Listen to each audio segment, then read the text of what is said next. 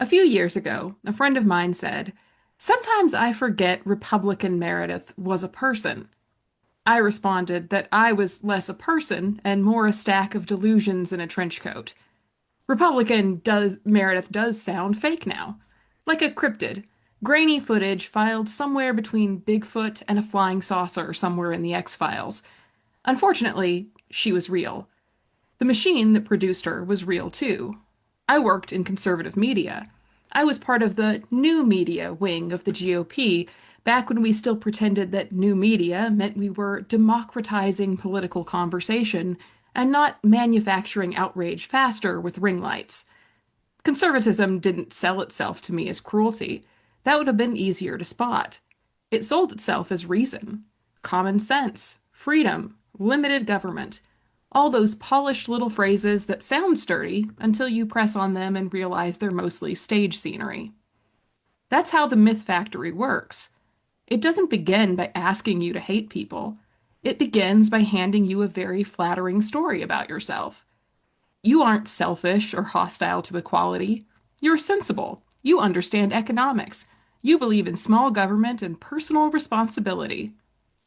Except, I started noticing that the people who talked most about small government didn't actually want small government. They wanted selective government. Government small enough to stay out of corporate boardrooms and large enough to crawl into classrooms, doctors' offices, and bedrooms. And history was one of the main tools used to make that contradiction feel natural. I watched the machinery at work from the inside. Culture war narratives pushed to distract while someone else was dismantling a social safety net somewhere else and consolidating power somewhere even worse. I watched history get cherry-picked to justify policies that harmed the most vulnerable. I watched talking heads confidently repeat historical nonsense that they either knew was false or didn't care enough to fact-check. The point was never accuracy.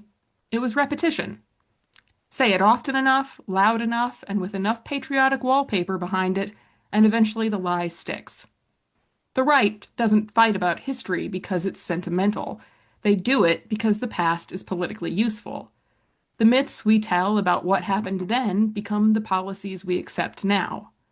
If you can convince people that feminism destroyed the family, or racism ended with a few speeches and a federal holiday, you can make attacks on women's rights sound like restoration, and civil rights enforcement sound like special treatment. Historical erasure isn't an accident, it's strategy. That's what I eventually had to face. I hadn't just been lied to, the lie had been useful to me. It made me feel reasonable, moderate, sophisticated. It let me imagine I was standing above the mess when really I was standing on top of people the system had already pushed down. The myth factory doesn't ask you to become a monster. It asks you to become comfortable.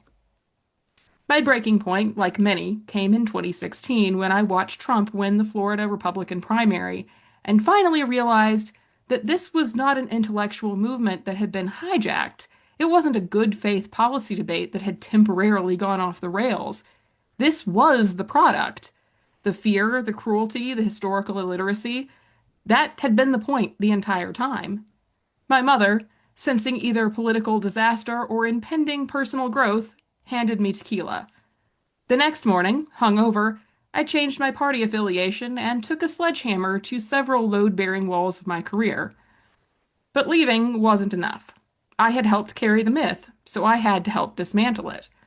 You don't get to walk out of the factory covered in soot and pretend you were only sightseeing.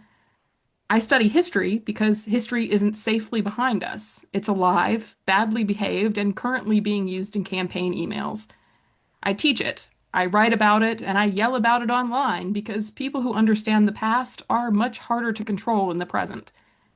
So when my friend says that she forgets Republican Meredith was a person, I get it. Sometimes I forget too. But she was real. She was a person standing in the myth factory, pulling levers and pretending she wasn't setting fires.